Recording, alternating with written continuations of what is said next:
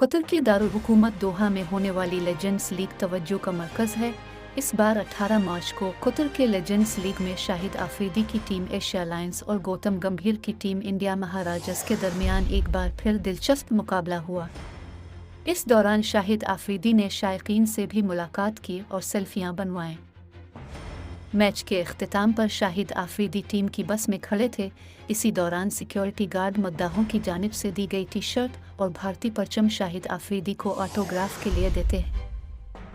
आफरीदी कलम की मदद से भारतीय परचम पर अपना ऑटोग्राफ करके वापस सिक्योरिटी गार्ड को थमा देते। शाहिद आफरीदी की जानिब से भारतीय परचम पर ऑटोग्राफ करने की वीडियो सोशल मीडिया पर वायरल हो रही है। एक जानिब जहां पाकिस्तानी शायकीन साबिक कौमी कप्तान के इस अमल की तारीफ कर रहे हैं, तो दूसरी तरफ भारतीय शायकीन भी साबिक कौमी कप्तान को सराह रहे हैं।